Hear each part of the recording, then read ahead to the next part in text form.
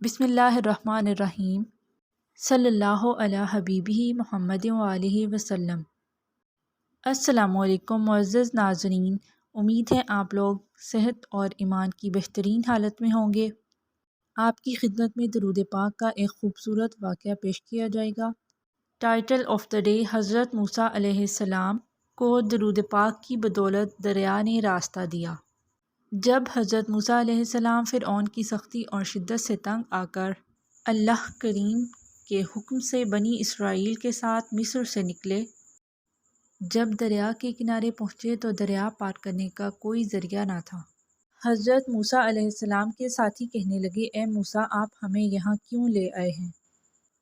کم از کم وہاں کی غلامی میں مزید زندہ تو رہ لیتے۔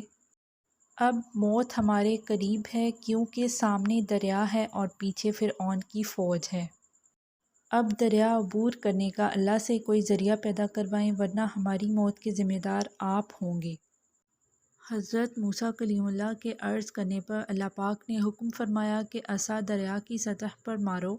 حضرت موسیٰ علیہ السلام نے عصا مارا مگر بے سود۔ دوبارہ اللہ پاک سے مدد طلب کی، دوبارہ حکم ربی ملنے پر عصا مارا مگر کچھ اثر نہ ہوا۔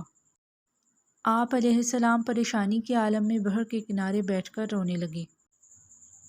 حضرت جبرائیل علیہ السلام حاضر ہوئے، حضرت موسیٰ نے تمام حقیقت بیان کی۔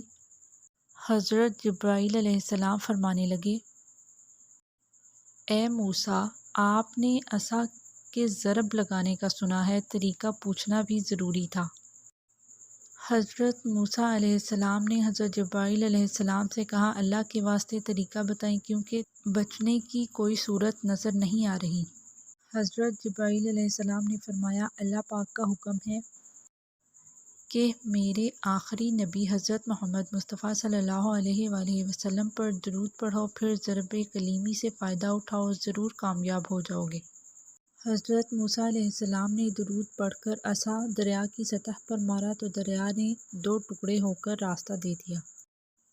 درود پاک کی برکت سے حضرت موسیٰ علیہ السلام اور ان کے ساتھیوں کو فرعون کے لشکر سے نجات ملی۔ درود پاک کی برکتیں، رحمتیں اور عظمتیں بہت زیادہ ہیں۔ ایک بار محبت سے درود پڑھ لیجئے، صلی اللہ علی حبیبہ محمد وآلہ وسلم۔ درود پاک پڑھنے والے کو پیارے حبیب محمد مصطفیٰ صلی اللہ علیہ وآلہ وسلم اپنی محفل میں یاد فرماتے ہیں، اور جسے وہ یاد فرماتے ہیں وہ اللہ پاک کا بھی منظور نظر ہوتا ہے۔ زیادہ سے زیادہ درود پاک پڑھیں اور اللہ پاک سے دعا کریں کہ ہمیں محبت، ادب اور کثرت سے درود پاک پڑھنے کی توفیق عطا فرمائے۔ آمین یا رب العالمین۔